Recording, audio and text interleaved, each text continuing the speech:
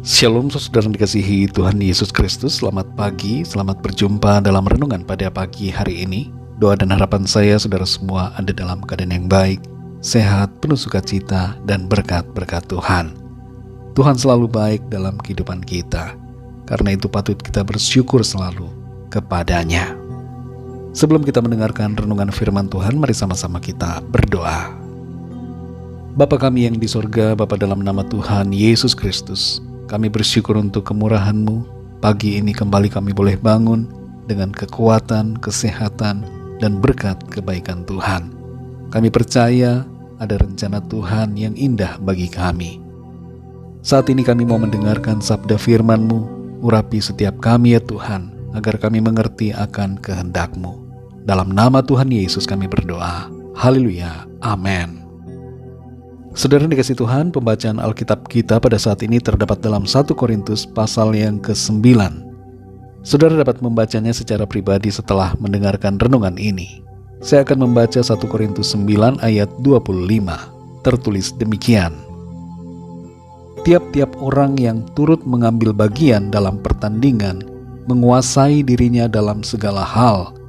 Mereka berbuat demikian untuk memperoleh suatu mahkota yang fana, tetapi kita untuk memperoleh suatu mahkota yang abadi. Saudara dikasih Tuhan, Yunani menjadi bangsa yang pertama kali dalam sejarah mengadakan pertandingan atletik. Di ibu kota Yunani, Athena, sampai saat ini masih berdiri sebuah stadion Olimpia atau stadion Panathinaik yang menjadi tempat arena Olimpiade dunia yang pertama. Stadion ini menjadi satu-satunya stadion di dunia yang dibuat seluruhnya dari bahan marmer. Setiap orang yang mengikuti pertandingan Olimpiade dunia akan berlatih keras, mengikuti pemusatan latihan untuk berfokus kepada pergelaran lomba. Mereka menjaga pola makan, pola tidur, dan pola istirahat, serta berlatih dengan teratur agar stamina dan kemampuan mereka menjadi semakin meningkat sehingga dapat meraih medali. Seperti halnya dalam mempersiapkan diri untuk menghadapi pertandingan dan menjaga sikap pada saat perlombaan, demikianlah kita seharusnya sebagai orang-orang percaya menguasai diri kita, berlatih secara rohani, berfokus pada Tuhan, dan berlaku sedemikian rupa supaya kita menjadi pemenang-pemenang dalam pertandingan iman. Dalam ayat ini dikatakan, tiap-tiap orang yang turut mengambil bagian dalam pertandingan menguasai dirinya dalam segala hal. Mereka berbuat demikian untuk memperoleh suatu mahkota yang fana, tetapi kita untuk memperoleh suatu mahkota yang abadi. Kita semua, saudara dan saya yang hidup di dunia ini, ada dalam pertandingan yang sama. Kita ada di sebuah olimpiade kehidupan, olimpiade iman, yang pada akhirnya kita akan mendapatkan penghargaan yang kekal dari Tuhan. Selama kita ada di dunia ini, mari kita tidak fokus kepada dunia, tapi fokus kepada Tuhan. Kita memang masih hidup di dunia, melakukan pekerjaan dan tanggung jawab kita. Namun dalam semuanya itu, kita arahkan pandangan iman kita kepada Tuhan Yesus. Ada beberapa hal yang dapat kita lakukan untuk membantu kita fokus kepada Tuhan. Yaitu pertama, belajar Alkitab setiap hari secara konsisten. Bacalah firman Tuhan secara pribadi dan renungkan itu, serta lakukan dalam kehidupan kita sehari-hari. Yang kedua, berdoalah secara teratur. Doa adalah nafas kita orang beriman. Kalau kita sudah tidak berdoa, kita bagaikan sudah kehilangan nafas iman kita. Doa membantu kita untuk lebih mengerti kehendak Tuhan dan agar kita lebih lagi mengandalkannya. Roh Kudus akan menolong kita dalam berdoa. Yang ketiga, saudara, bergabunglah dalam komunitas yang membangun iman. Pergaulan bagaimanapun juga akan mempengaruhi diri kita. Karena itu pilihlah komunitas pergaulan yang baik dan yang membantu kita lebih dekat kepada Tuhan. Yang keempat, perkatakanlah firman Tuhan bagi diri kita pribadi dan berpeganglah pada prinsip kebenarannya.